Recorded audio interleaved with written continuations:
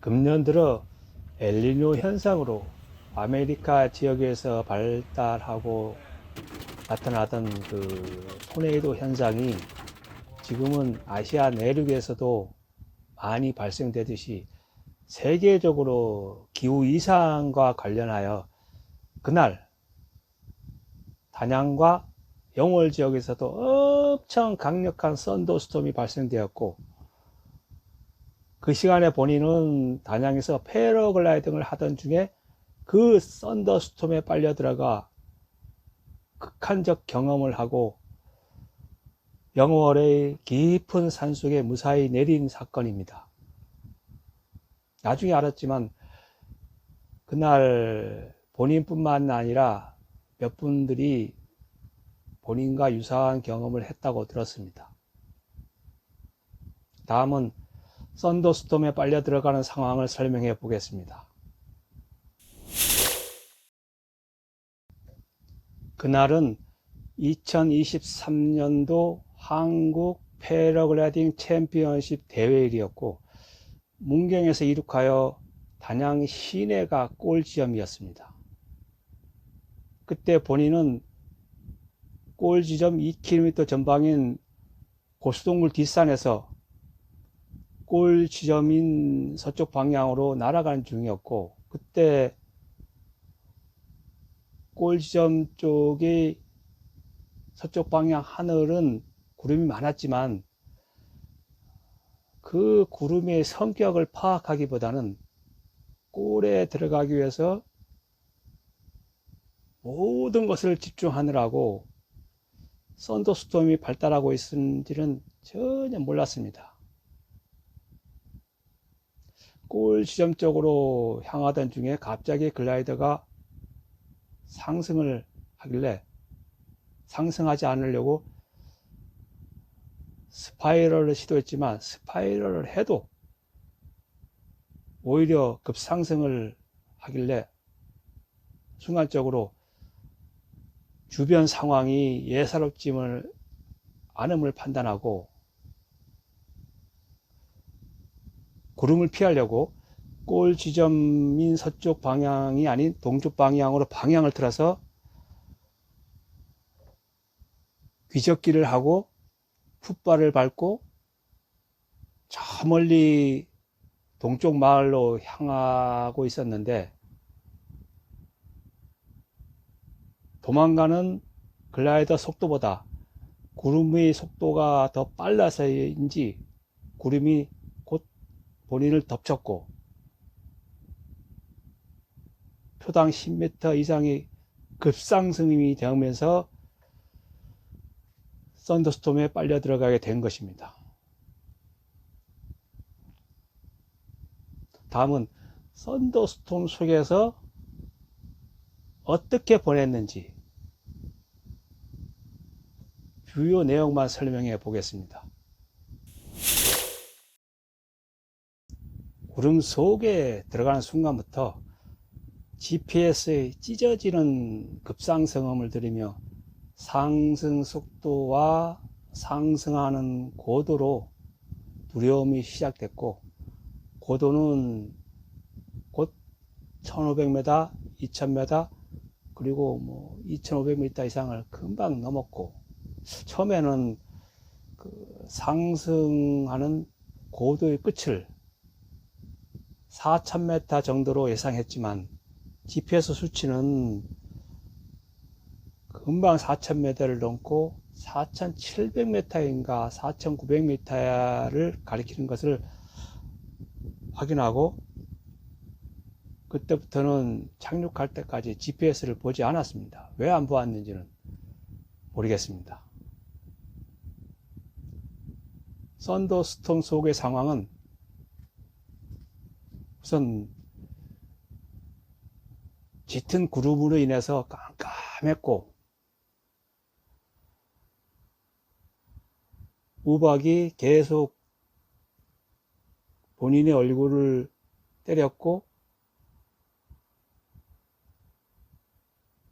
난기로 인해 가지고 마치 TV에서 보는 토네이도 속에 그 물체가 요동치는 것처럼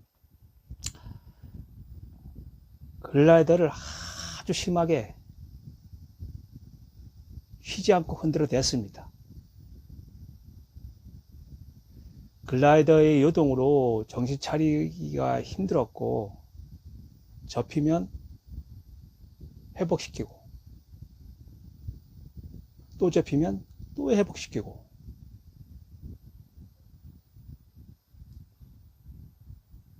수십 번의 한쪽 접힘, 수십 번의 앞잠 접힘, 수십 번의 슈팅과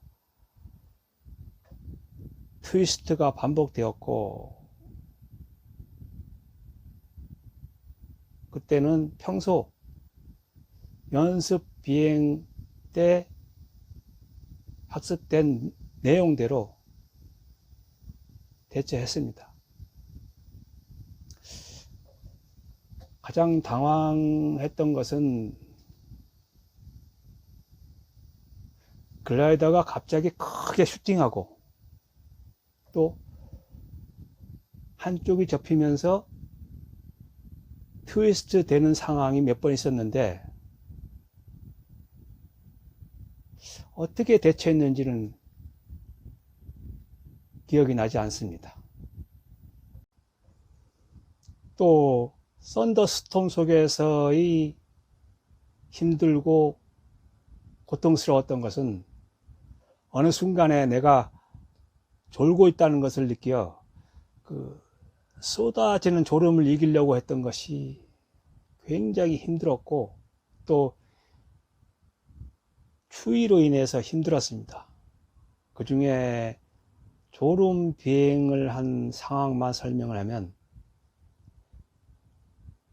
글라이더를 조종하고 있는데 어느 순간에 내가 졸고 있구나 이걸 인지하고 나니까 크게 당황스러웠습니다. 그리고 이때의 상황은 말로 표현할 수 없을 정도로 엄청 공포의 시간을 보냈습니다. 이 상황에서 내가 왜 졸고 있을까? 갑자기 왜 졸음이 올까? 크게 당황하면서 공포를 느낀 기억이 지금도 또렷합니다. 졸음을 이기려고 그냥 악을 쓰며 소리만 쳤습니다. 졸지 말자. 졸지 말자.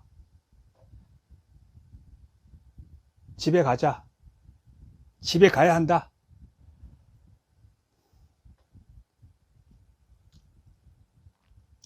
졸음을 이기려고 학을 쓰며 노력했지만 졸음은 계속됐고 이때의 공포 시간이 지금도 가끔씩 나를 힘들게 합니다.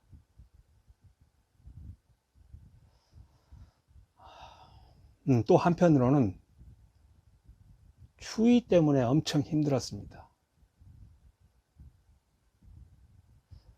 나중에는 급 하강하고 급상승하고 또 급 하강하고 급상승되는 반복 과정도 엄청 힘들었지만 그때 상황들은 다음 기회에 설명을 하고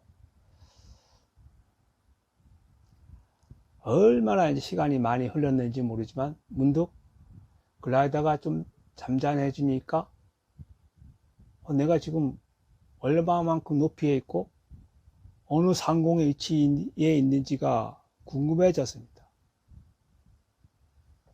태평양 위를 날아서 미국 쪽으로 가고 있는 건 아닌가? 아니면 서해 바다를 날아서 중국 쪽으로 가고 있는 건 아닌가?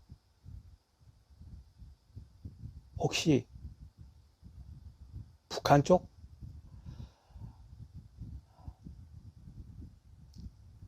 에이씨 모르겠다. 될 대로 되라. 이렇게 내팽개치고 그냥 글라이더 회복에만 최선을 다했습니다. 많은 분들이 왜 낙하산을 던지지 않았느냐, 왜 스파이럴을 하지 않았느냐, 또 풀스토를 왜 하지 않았느냐라는 질문을 합니다. 먼저 낙하산을 던지지 않은 이유를 설명하면, 나는 낙하산의 기능에 대해 학습된 내용이 글라이더의 기능이 상실되어 낙하할 때 사용하는 기구라고 판단을 했기 때문에,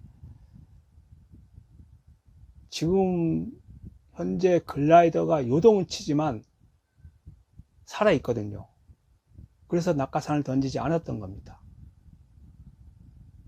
또 낙하산의 하강 속도는 초당 5m, 6m, 7m 이 정도 된다고 알고 있는데, 지금 그 이상으로 상승하는데 낙하산을 던지는 것은 이론적으로 적합하지 않기 때문입니다.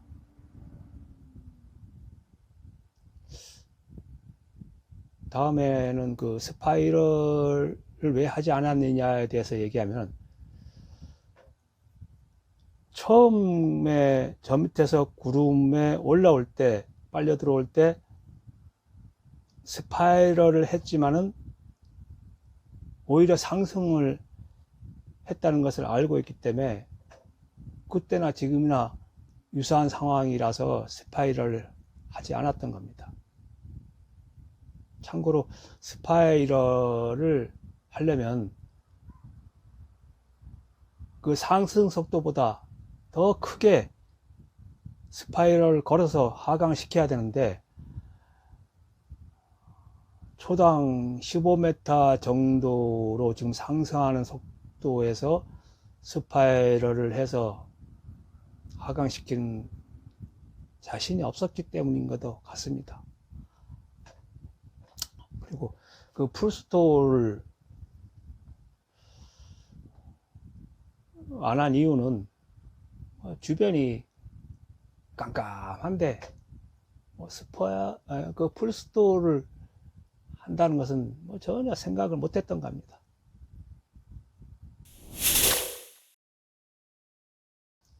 급 하강되고 급 상승되는 롤러코스터 비행이 멈추고 계속 하강만 하길래, 이제는 착륙해도 되는구나 라는 판단하에, 저 밑에 보이는 숲속에서 착륙장을 찾던 중에 빨간 색깔의 땅을 발견하고, 저곳이 밭이거나 공터라는 생각에 착륙장으로 정하고 하강을 시작합니다. 그런데 하강 중에 갑자기 시력이 크게 떨어졌다는 것을 느끼고 당황했는데, 나중에 알게 된 것은,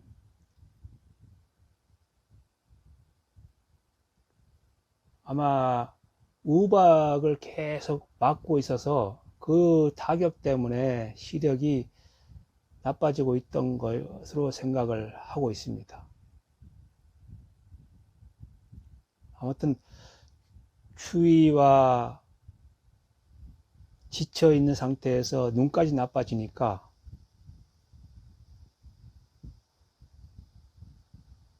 무조건 나무에 불시착하면 안 되고 다치면 안 된다라는 각오를 하고 집중하고 또 집중해서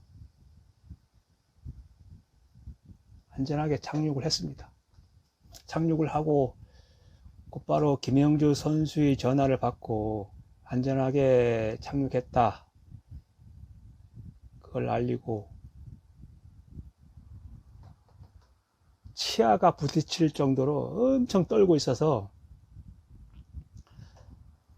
햇빛이 비치는 쪽으로 가는데 곧바로 119가 와서 구조되었습니다.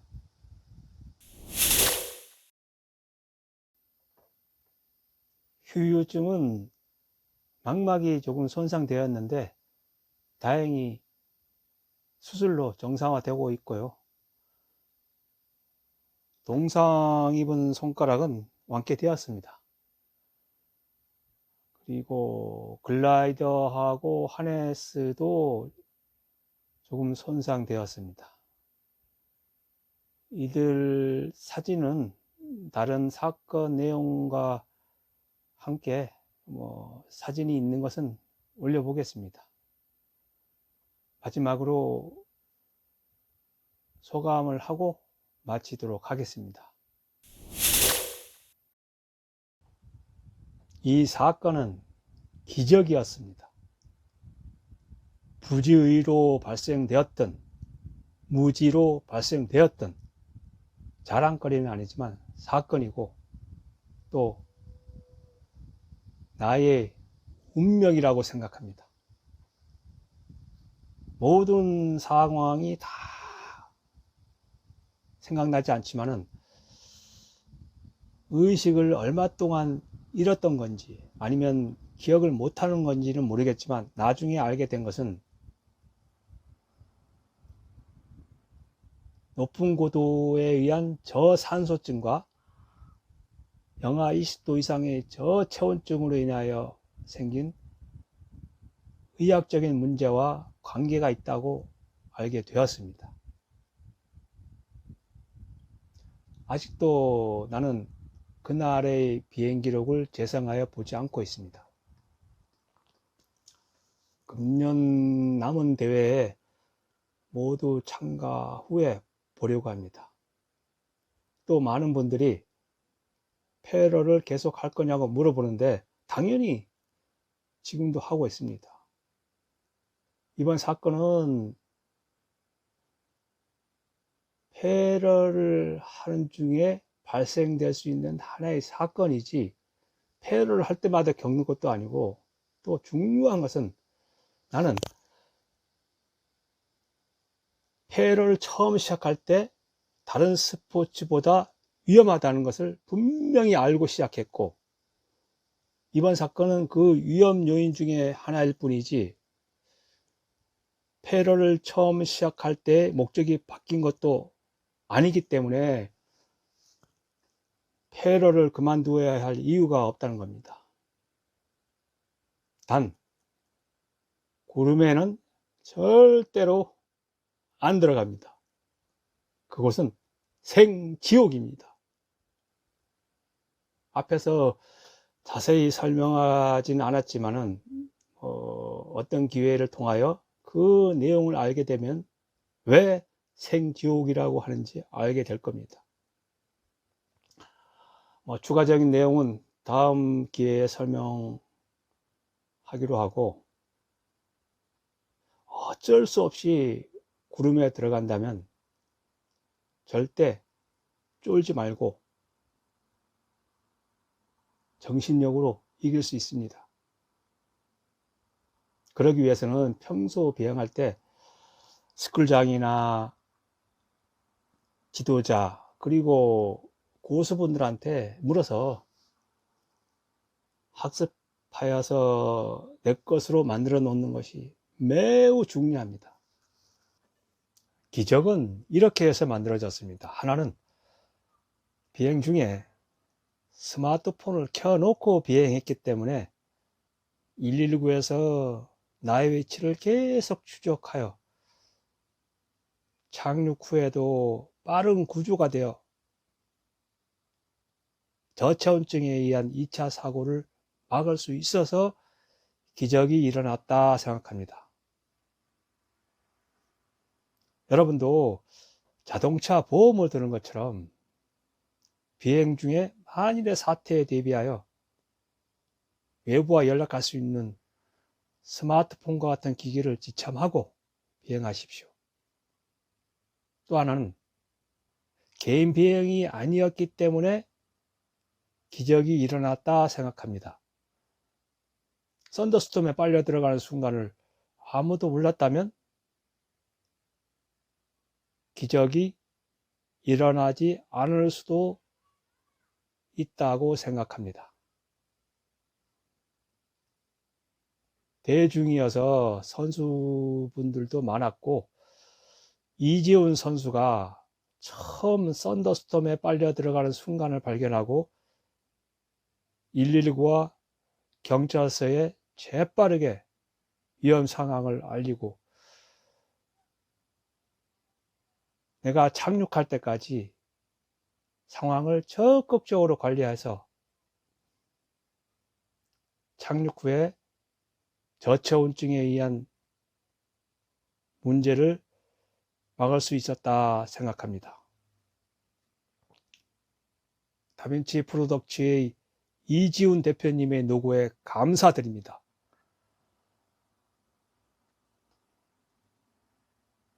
이번 영상은 여기까지 하겠습니다. 모두들 안전 비행하시고 오늘이 나의 마지막일 수도 있다는 생각을 하시면서 항상 파이팅 하세요. 활공장에서 뵙겠습니다. 1km 찍고 그 다음에 4km 나오는 거니까 4km 나와요.